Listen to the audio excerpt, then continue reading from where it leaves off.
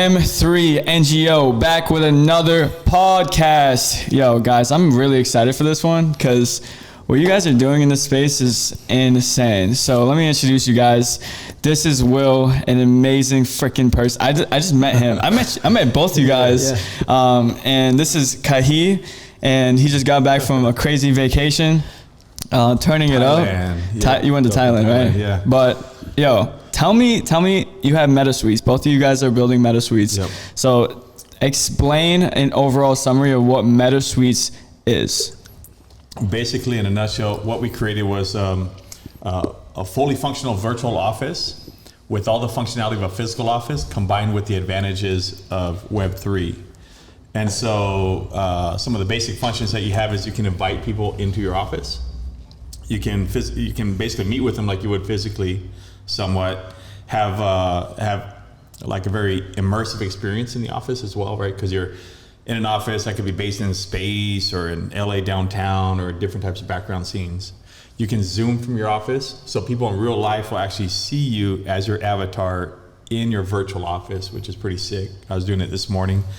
And just a whole bunch of other functions. It's sick. Dude, this is blowing. This blows my mind because I went to his house and I walked into this room and it was like an entire room filled with monitors and there was like an Oculus thing, a headset you put on, and then he's like, yo, put this on. You want to go in a Ferrari in an office? And I'm like, what? A Ferrari in an office? So I put it on and I'm like, whoa, I've never seen this before. Like the only other place I've went into a virtual office is Oculus. Yeah. And so I didn't know there were people building outside of that, making their own. And so I literally was able to go on it's a video. I was on the floor going into a Ferrari. That's right. It was so sick. But you guys you sent me a video last night. Yeah. It was about explaining what the virtual offices are, and there's 3 tiers of different offices. Yeah. And so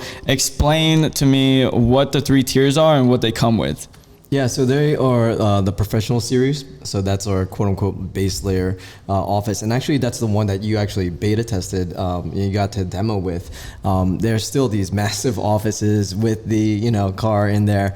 And one thing I wanted to mention was that if someone doesn't have a VR headset, they can it's interoperable with a desktop or a laptop, So if someone doesn't have it, you can still meet and hang out with people who don't have a VR headset. But yeah, our professional series is the base layer. Then you have the executive series, and then the founding series, which is about double the size. It's going to be decked out with a lot of cool things. I think we'll surprise everyone with. The founder series is going to have a helicopter. Yeah, I'm interested in that. Yeah, I got to get that one. It's just going to drop the alpha. There's gonna be a helicopter inside the office. Helicopter pad on the top of the founder series. Yeah. Wait, and you could go up there and you'll be able to go up there and not to give too much alpha, but you'll be doing some cool ass shit. You guys told me something about interacting with objects. Yeah. So that's what we're doing right now in our pre-sales, semi-private. So how much is the pre-sale right now? 0.25 ETH. That's not even bad. That's nothing. That's nothing. I know. Yeah. That's a really good price. Yeah, and the Foundation Series ones, that one we're doing right now for the pre-sale, they're gonna get every single scene pack, professional series packs, airdropped to them in perpetuity. Wow. Yeah. That's amazing. Yeah, and everything we come out with under the Meta Office NFT collection. So new furniture comes out, new objects for the office comes out, new scenery packs come out. Everything the founders will get as an airdrop. That's innovative. And talking about innovation, we were talking last night and you're saying that not a lot of people in the space are being actually innovative with the technology. And so explain to me where you think the future of this and what you guys are building is going to go and how it's going to be innovative and change the game. Yeah, I mean, there's just not a lot of projects that have a lot of practical use. There are some cool games, some cool ideas, but I think Kahia has been head down working on this for the past 10 months to provide something that he was providing a solution for a problem that he was facing. You know, like, and if you can. Yeah. So I have about 30 something employees in Hawaii, and during the COVID. Are you from Hawaii? Yeah, originally from Hawaii. Oh, yeah. really? Yeah, I'm Hawaiian Samoan. Oh wow! Yeah. I love Hawaii. That's my favorite place. Yeah, Hawaiian Samoan. So I'm all, you know, got my tribal tats and stuff. But no, so I had COVID really locked down Hawaii. Like Hawaii, if you guys thought LA was strict, Hawaii took it to a whole nother level. Really? And so you would come into Hawaii and get quarantined automatically during that first year. Quarantine automatically wouldn't matter. You would get quarantined, and then you'd have to wait 10 to 14 days before you could actually go out and meet with people. So it was almost impossible to go out there for meetings or to check on my office. So I stayed out here, and then what I did was I would start Zooming all my people during COVID, right? Yeah. The problem with that was that I'm a more face-to-face type of guy. I want to meet people. And so when I want to have meetings and I'm on Zoom, people are starting to use mute their camera, mute their audio, all that kind of stuff, right? Yeah. And we're not having that dialogue that we used to have, or that connection, yeah. Exactly. And so that was almost the start of, or the base of why we developed MetaSuites, was based upon the idea of how do we increase human interaction virtually. Yeah, wow. I actually love that idea because during COVID, you know, everyone was going on Zoom and there was not a way for people to actually interact. Yeah. And so, I mean, my first impression on like using the Oculus, the workrooms, I was like addicted to it for like 2 weeks. It was like a whole new experience. I was like, what is going on? I'm meeting people virtually in this world. I have a headset on. This is not making sense to me. And when I tried to explain it to people about the technology, you know, a lot of people were confused because Oculus marketed it in a way for gaming, not a business thing. It's more sports and gaming and fitness. And so not a lot of people knew the functionality of that side of the Oculus. But I was like so curious of like, I get a desk, like I could literally sit down and have a desk in front of me, and I could connect my laptop to my desktop in the virtual world and literally do work and type on my keyboard, my physical keyboard, in virtual reality. I was mind blown. And so are you guys doing that function or? Oh yeah, 100%. If you watch the demo that we have, we have this laptop on what we call the executive desk in there, right? And so you'll sit at the desk, you'll click on the laptop will come to like a partial full screen.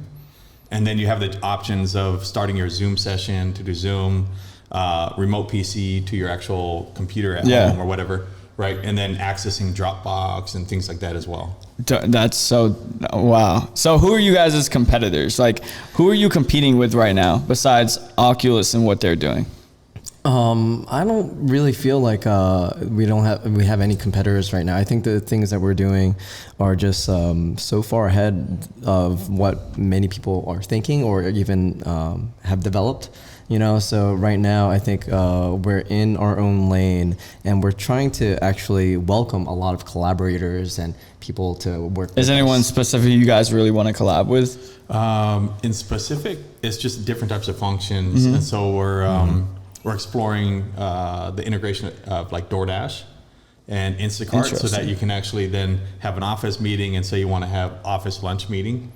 And then the person that's hosting the meeting. Yes, we're actually working on the API. Yo, these guys are on some other stuff. I don't even know what's going on anymore. So then I could sit down at the conference table with you guys and order lunch for everybody, right? Through DoorDash. I wouldn't know your address, right?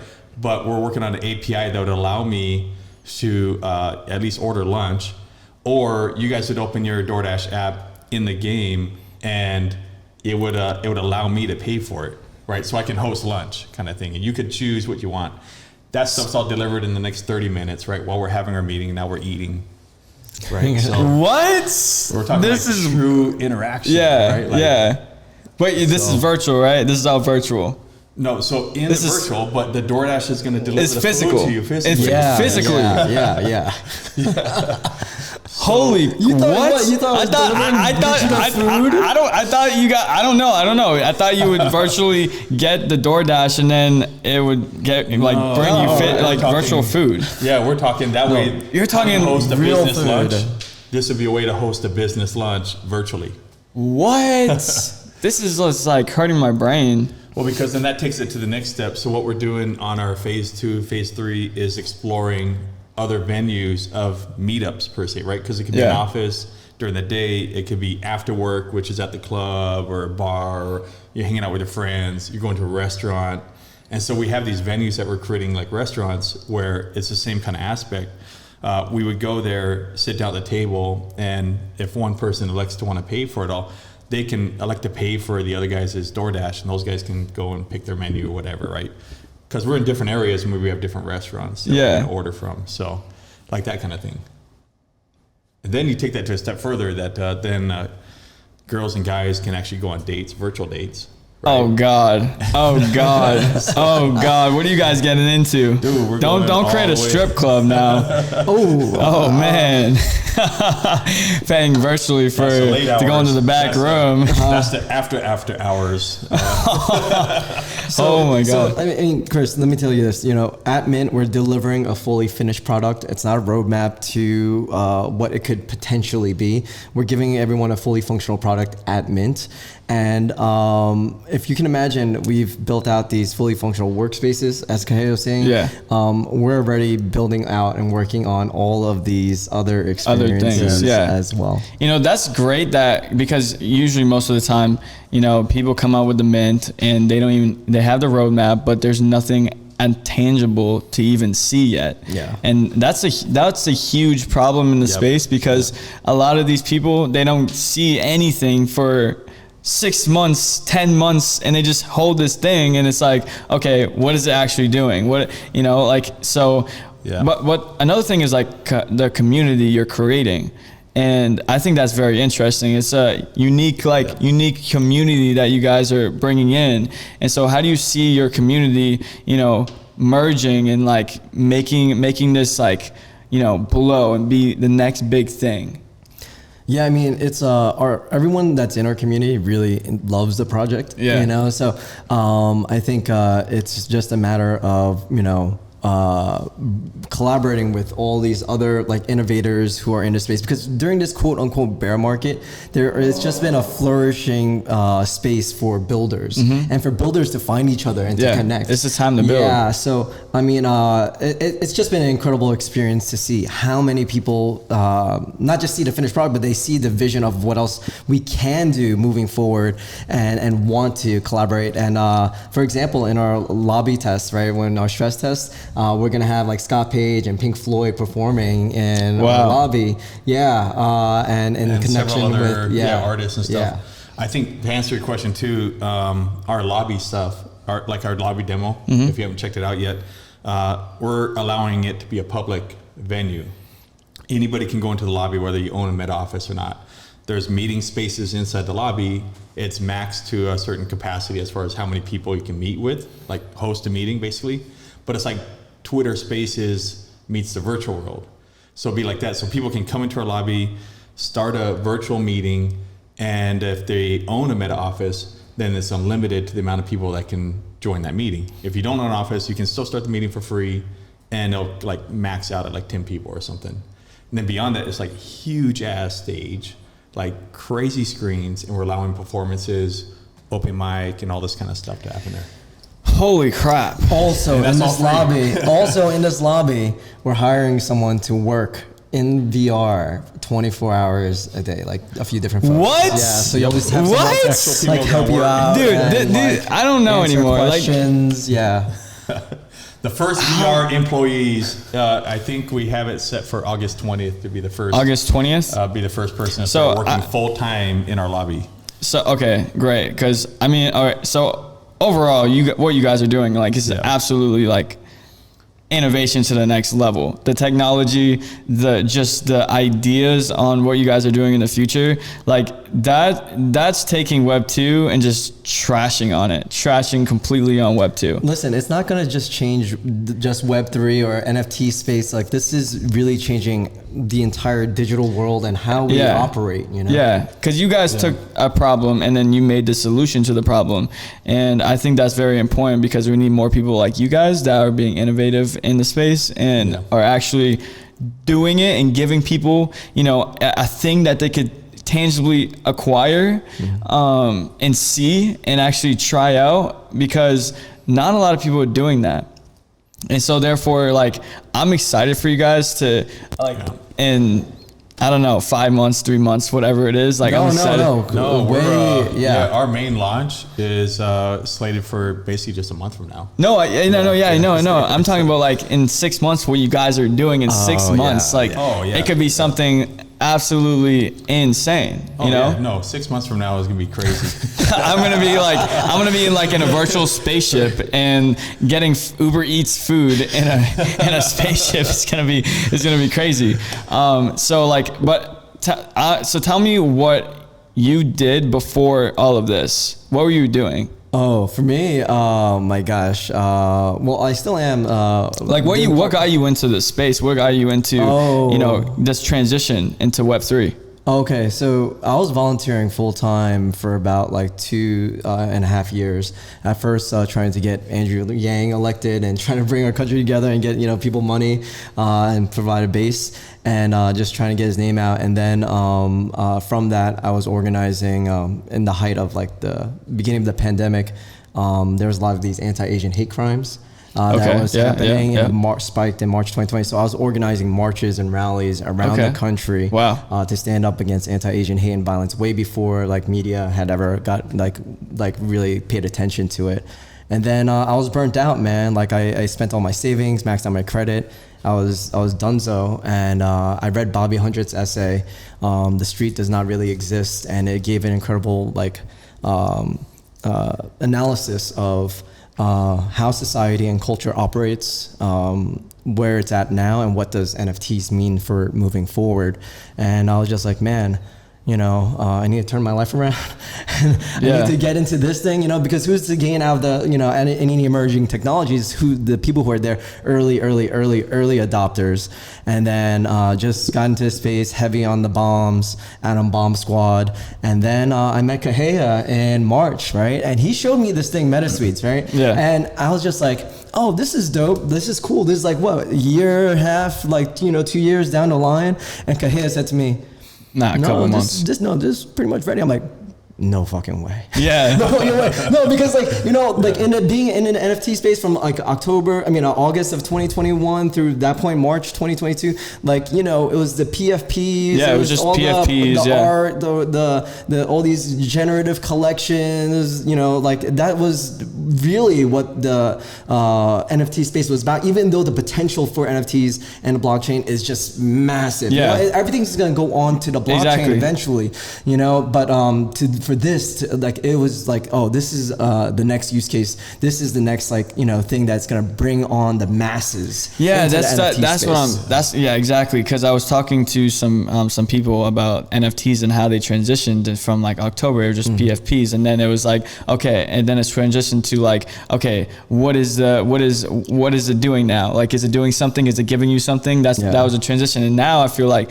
NFTs are just going to be like, the technology behind NFT is going to be like, just like what you guys are doing with NFTs. It's like next level. It's a different side of the technology. Yeah, it's like true utility, right? True utility, true use. No, so you know, when you're talking about you know, technology and, you know, spearheading a lot of stuff, you know, it's incredible because like Kahea, like he was at the first tech high school, like Al Gore High School, and he got kicked out of. He's the first kid in America to get kicked out of high school. First kid in high school to get kicked out of technology high school. Why? How do you get kicked out of technology high school? Were you creating something that they're like, okay, this guy knows something that we're gonna kick him out? Like in a nutshell, so Al Gore in the mid 90s started a technology high school, and the idea was to put computers at every desk in every classroom, and then to be able to evaluate if kids will do well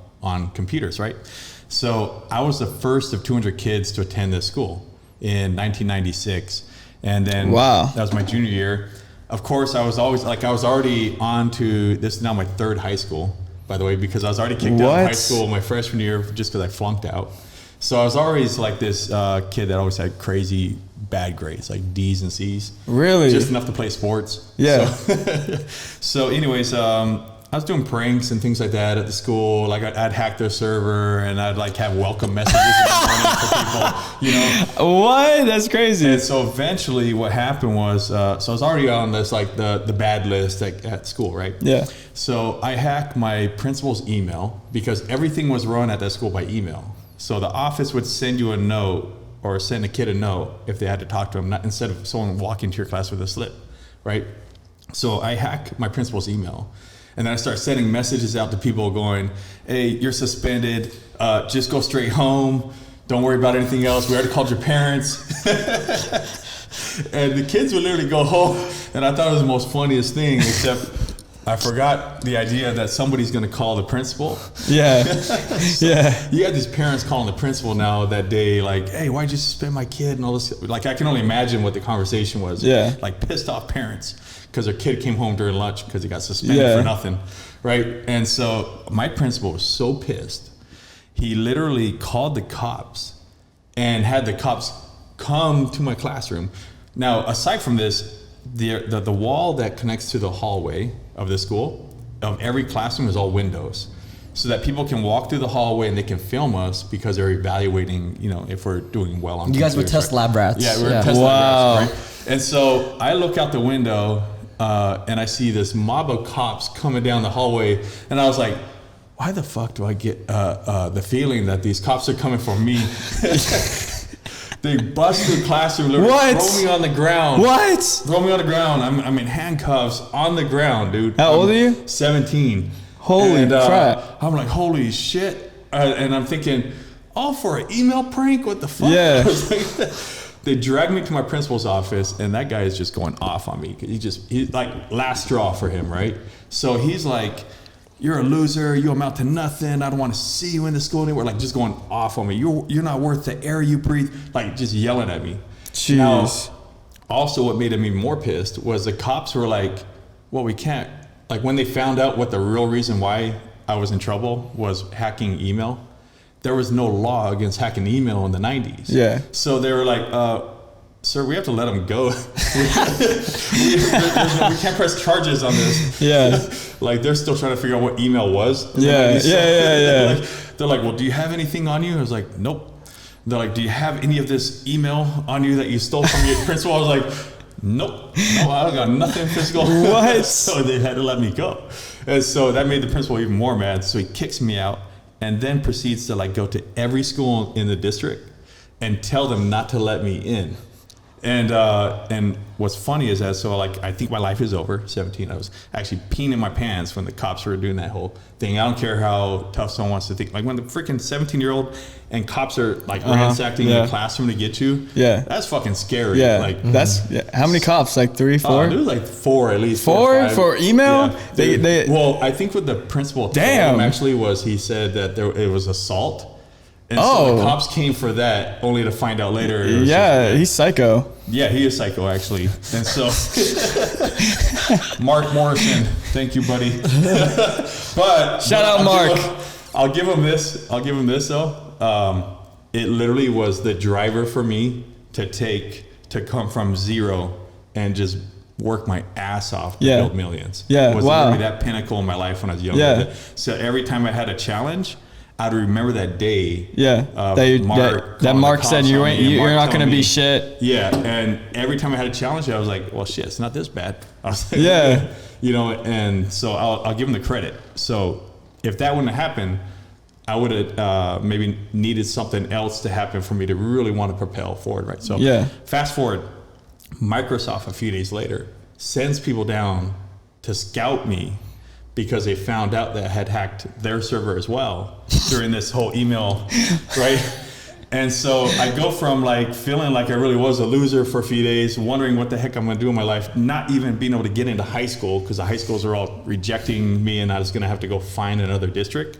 to like 3 days later, Microsoft comes down, tells the school, wait, where's the kid at? They're like, oh, we kicked him out. Well, no. You don't kick kids out like that. Yeah. Where do you go? Yeah. And offers me a job if I can. At Microsoft. Yeah, if I can finish my high school senior year. So fast forward another year, I was working for Microsoft, leading 20 engineers older than me. Holy I was 19 shit. years old at What? that time, yeah. And I helped develop Windows 2000 on the enterprise side. So basically, you were a super genius in your high school, and you went to this high tech school that was in the 1990s. The very first tech school in the nation, tech high school in the nation, very first one. Yeah, and you got kicked out because you hacked the principal's email. Yep. And you got bombarded with SWAT team in the classroom. The SWAT team came, man. And that's just a crazy story. So that's just it's crazy to me because you were doing something way different. Like your mind was different, even though you were hacking the teacher's email and everything. You got a job at Microsoft a few days later or a week later and stuff. And so because Microsoft saw, oh, this kid knows something that a lot of people don't know. Yep. And I feel like in society that when the people that think differently want to be innovative, they get rejected by everybody. Always. And I relate to that in the rejection part because me doing social media, when I was in high school, I was the first kid to do TikTok, and that's when it came out. And no one was on their phone at night. No one was like scrolling on TikTok at that time. It was new, and I was the only one that was making videos. And so it would be like I saw the future of where it could go. And you know, this isn't anything about Web3, but like, you know, I could just relate onto that rejection part. And I didn't let it faze me. How did you get rejected? What was that? So I was making videos by myself in my bedroom, like outside of the school, and somehow kids found my TikTok. And so I had a lot of friends. It was a small high school, and I had a lot of friends there. And so once I started TikTok, everyone rejected me. Everybody said, you're not going to be anything. You're stupid. I quit my job to do TikTok. Yeah, that makes sense. And anytime somebody tries to climb up a little bit, right? Everybody wants to drag him back down. Everyone wanted exactly. Everyone wanted to drag me back down. They're like, whoa, no, stay with us. Yeah, exactly. And I went to a tech school. So it was, everyone went there to go pursue a shop where where e-commerce. You could, And so it was something totally different against the school because you went there to get a job, to get a career, to build a career. And I was doing something totally different, like outside of the whole entire school that was the purpose of me going to school for it. And so, and at the end of the day, everyone just started to hate on me and harass me in school and say like, you're not going to be shit and you're cringy and all this other negative stuff. But like at the end of the day, it made me happy, and I knew that I was doing something different, and I was bringing and I was impacting people and being innovative because I knew that I was doing something right because people were supporting me on social media and people were like, wow, like, you know, you're inspirational, you're doing something different, you know, keep it up. And I had everyone in the physical world like, no, you need to be like everybody else. You need to get the 9 to 5. You had to do what everyone else is doing. You have to graduate and go to college, this and that. And I said, no, I'm not going to be like everybody else. I want to be different. Like, I don't need to go to college to be successful in what I want to do in life. And so you start this TikTok, obviously from like 0 followers during high school to like how many now? 3.5 mil. 3.5 mil. And like, man, dude. Thank you. Congratulations for not listening to everybody else. I'm glad that I didn't listen to anybody because I would probably still be working a 9 to 5. And so like you, if you didn't take that opportunity from Microsoft and you're like, you know what, everyone just like, you know, doubting me, this and that, like whatever. I don't want to do this anymore. Like you wouldn't be in the position you are right now. And 100% wouldn't. And that's for everybody. We wouldn't be in the position if we didn't take that initiative. Be like, no, hold on. Let me step back. Let me realize what I love and what makes me happy, and fuck everybody else. What they're like, what they're saying, what they're telling us to do. I go with my intuition at the end of the day, and I go for, changing the world. I want to change the world by creating communities, and I also want to change the world by inspiring people to go after for what they want. And I relate to a lot of people that live in small towns and they don't have the resources, the opportunities, and they're stuck, but they have the mindset, they have the creativity. They just don't know how to put it out to the world. So like you got the opportunity with Microsoft, and that was able to excel you and go up and up and up. And I got an opportunity in LA, and I was able to take that one opportunity and go up and up and up. And then you got, you're more in the community. You know how to create community. You were doing Asian hate protests, and I think that's very important. Like, you're all about community. I'm about the community. You're about community, and I think that's very important. I also just made a Discord for mental health for all my fans and everyone. Because I think that's very important. On what we do, we're busy all the time. Everyone is just working, but you got to really focus on the mental health part. Go outside and touch grass. Yes. I said on my Twitter the other day. I actually did a tweet a couple of days ago, and it literally said one of the ways to success, one of the ways of surety to success, is to do opposite of what everybody else does. Exactly, 100%. Like literally, like just do opposite of what everybody else does. Because if it's 99 and 1, or whether you want to be, the stat is 90% versus 10% or truly successul, then you might as well just do what everybody else is doing, like the opposite of what everybody else is doing. 100%. Because everyone is so used to being comfortable and going with what everyone else is doing. So there's no innovation. There's nothing new. And you went against the grain. You went against the grain. Everyone went against the grain. And I think that's very important in the Web3 space. Is a lot of people are they're going against the grain in what society has instilled in the whole population. And I think this is the time to build and take back control of our decisions and everything, because it's just not sustainable anymore, and people are awakening, becoming awoke, and that's very important, especially in this space. And so I'm looking forward to what you guys are building. I'm looking forward to, I've only been in the space for like 7 months, and but that's it's 1 month it's like dog 1 month years. is 1 month is like 1 year. 1 month is like 7 months. 1 year. It's 1 year is like 7 years. This space moves so fast, and I just cannot believe how this. That's why I love the space, because also the people that I meet are just so humble and willing to grow and learn off of each other. And it's not like oh, I want to build something better than you, or no, it's just how can I help? Can we collab, or whatever? And that's why I love the space, because in the social media world it's very toxic, and the Web2 world it's very toxic. And I think it's time to change that. And I mean, you come up with ways and develop ways to have a more healthier environment.